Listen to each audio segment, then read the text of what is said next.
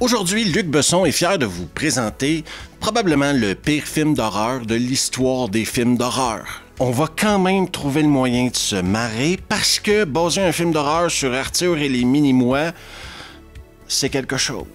Donc sans plus tarder, aujourd'hui à Dimanche Navet, Arthur, Malédiction. Et ça commence maintenant. C'est là où je vivais avant de disparaître mystérieusement. L'histoire commence par une narration, mais on s'en fout. On s'en fout parce que c'est une des multiples incohérences qu'il y a dans ce film-là. C'est une narration qui nous raconte une histoire, mais une histoire qui n'a aucune importance dans l'histoire du film. Parce qu'en plus, narration ou pas, on n'est pas là pour entendre le monde parler. Non, non, non, non, non, non, non. On est ici dans un infopub pour Arthur et les Mini-Mois. Parce que là, il y a des gamins qui regardent le film Arthur et les Mini-Mois. C'est gênant, c'est gratuit, c'est produit par Luc Besson. Tu vas rejoindre nos frères, les Mini-Mois.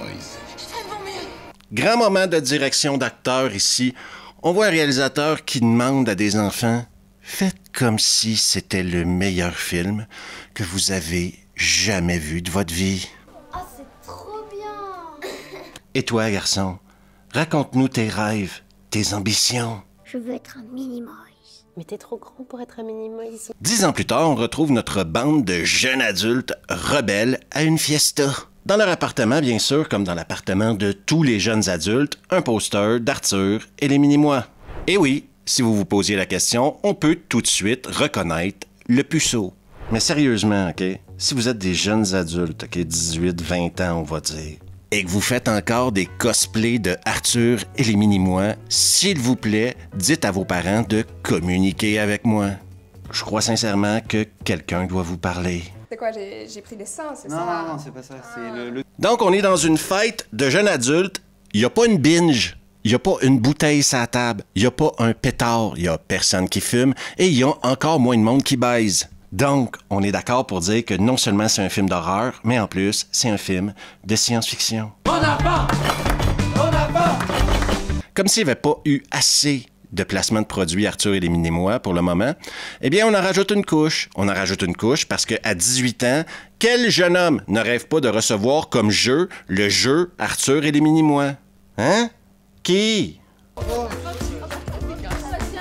Ensuite, ce jeune homme, qui fête ses 18 ans, fait entrer une fille super mignonne dans sa chambre. Si t'as 18 ans que tu fais rentrer une fille super mignonne dans ta chambre et que c'est pour lui montrer ta collection d'Arthur et les Mini-Mois, tu mérites d'être puceau. Pas de farce, c'est de ta faute. Tu fais exprès, quoi. Comme chez ta mère. Ouais.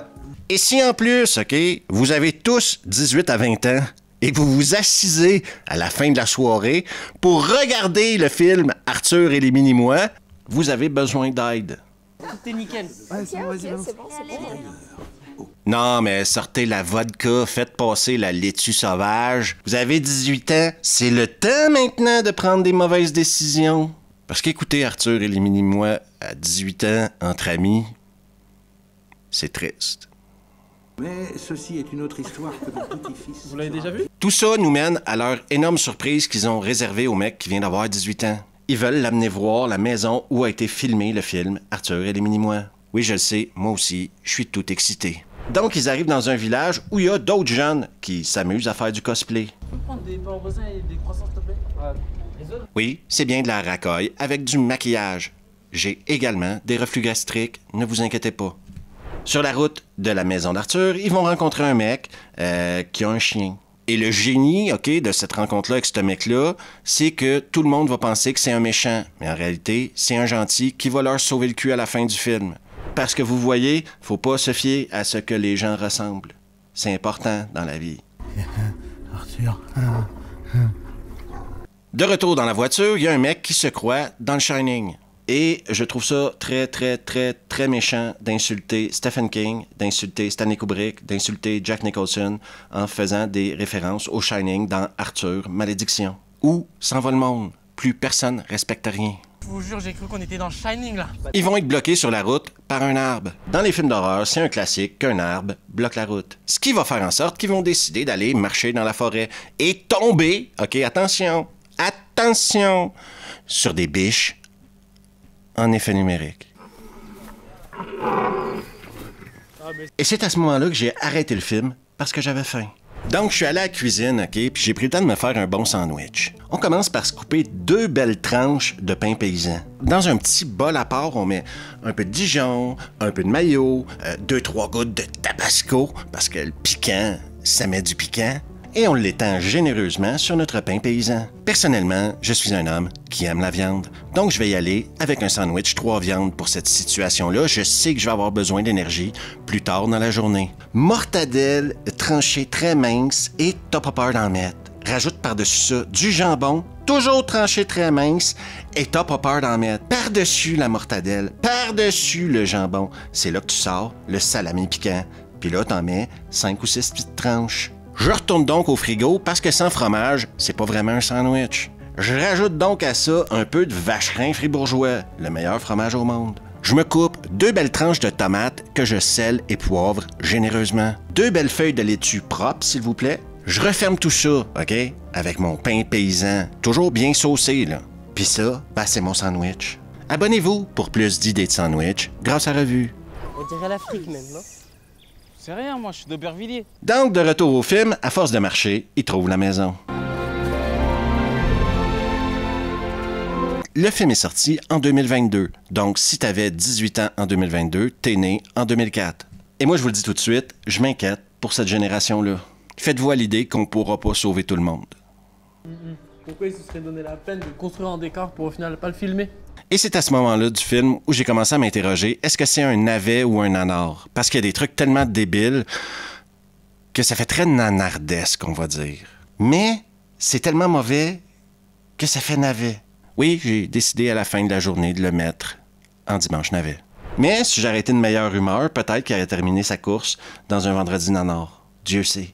Les gars, regardez, il y a même la peinture qu'Arthur a utilisée pendant son initiation. Revenons à notre héros, Alex, qui descend dans le sous-sol avec la fille super mignonne et décide de commencer à se branler sur une porte. Encore une fois, c'est pas un accident que ce mec-là soit encore puceau. Il y a les clés sur la porte. Ça veut dire que c'est fermé de l'intérieur. Lorsque la nuit tombe, un mec sort son ukulélé. Et là, ce que je vais vous dire, c'est pas une farce, c'est la réalité de la vie, OK? Vous venez faire du camping avec moi, là, et vous sortez un ukulélé, je vous jure que je vais vous l'enfoncer tellement profond dans le que vous allez roter des copeaux de bois. Mais bon, un peu plus tard, il y a un mec qui se lève pour aller pisser et là, il va pisser sur un portable, OK? Le pire dans tout ça, c'est que tout le monde l'a vu pisser sur le portable. Mais tout le monde joue avec le portable, prend le portable, touche au portable. Ton pote vient de pisser dessus. Il a pissé sur le truc que tu tiens dans tes mains. Allô? Le déverrouiller pour voir? Non, mais il y a le code, Lorsqu'il vient le temps d'aller se coucher, Alex se retrouve seul dans sa tente avec la fille super mignonne. Je vous jure, on va avoir un problème avec cette génération-là. Moi, j'avais 18 ans en 1996. En 1996, si j'allais faire du camping et qu'il y avait une fille qui venait dans ma tente quand venait le temps d'aller se coucher, c'était clairement pas pour faire des gâteaux. C'est quand même pas la première fois qu'on est ensemble. C'est 10 ans. En plus, Alex fait des cauchemars. Moi, j'ai envie de lui dire, peut-être que si t'aurais fait ton devoir d'homme, OK, tu serais peut-être trop fatigué pour faire des cauchemars. Le lendemain matin, le film est toujours pas fini et quand la super belle fille se réveille à côté du mec, elle se rend compte qu'elle est coincée dans une tente avec un gamin de 11 ans qui a envie de lui tirer les tresses. Moi, je vous jure, on régresse en tant que société. Certains d'entre vous se posent peut-être la question sur ce qui se passe vraiment. Bah, je vous dirais que ce qui se passe vraiment, c'est qu'on est dans un film où, quand tu veux insulter un de tes amis, tu lui dis d'aller s'acheter un Becherel.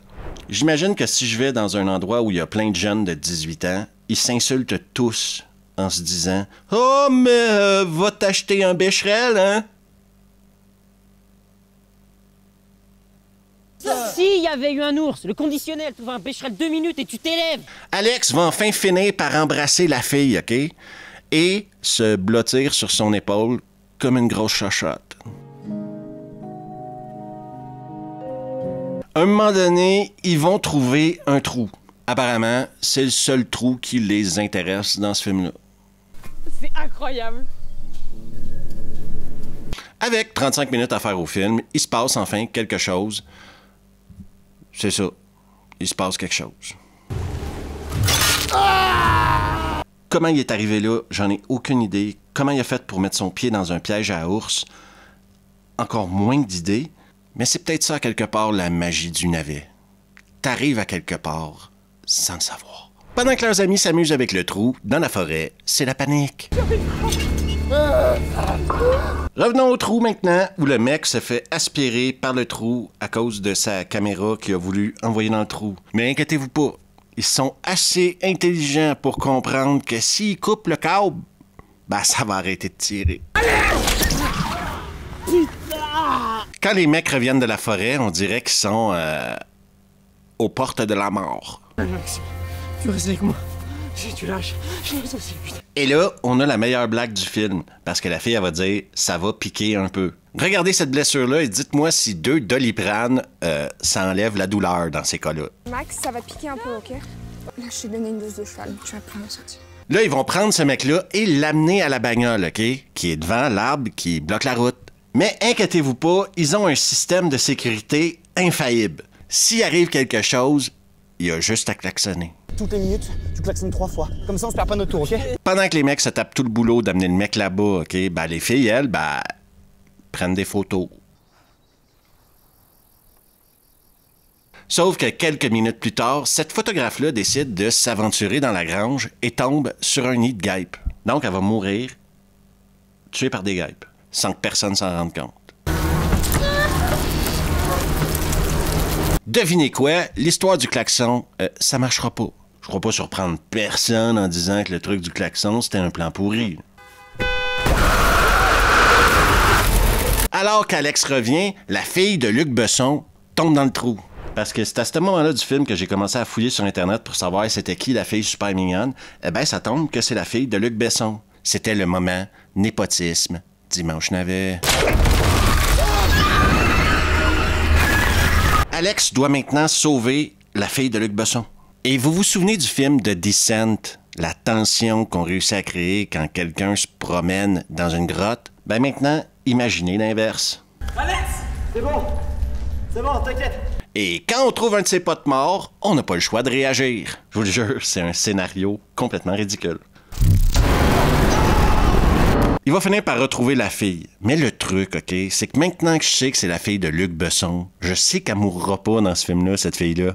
Même s'il n'y avait pas vraiment de tension, le peu de tension qu'il aurait pu avoir, pour moi, c'est disparu. Sam. Bonne nouvelle, il reste 10 minutes au film et il devrait pour la plupart s'en sortir. Pas tous, mais la plupart. Et si vous vous disiez, mais Steve, tu trouves pas que ça manque de tribus africaines dans ce film-là? Ben, vous aviez raison, ça manquait de tribus africaines parce que tout d'un coup, il y a une tribu africaine qui apparaît dans le film. Et toute cette situation-là va mener à un combat de fin, OK? Possiblement le combat de fin le moins satisfaisant que vous ayez jamais vu de votre vie. Et je me demande personnellement, est-ce qu'il faut avoir vu Arthur et les Minimois pour comprendre le film? Tellement de ralentis que même Zack Schneider serait jaloux. Et c'est le retour du paysan du début que je vous avais dit qu'il reviendrait à la fin pour les sauver. Il arrive, là. Ils vont finir par tuer tout le monde. Alex et la fille de Luc Besson s'en sortent. Mais ce qu'on va apprendre, OK, et tenez-vous bien, c'était rien de spécial, ce monde-là. Non, le monde qu'ils ont attaqué, c'était de la racaille venue de la ville pour tuer des gens. Ah, il paraît qu'ils avaient déjà fait ça avant. Ils font des cosplays où ils tuent des gens sur des thématiques. C'est clairement la fin la plus conne que j'ai vue cette année, même si c'est un film de 2022.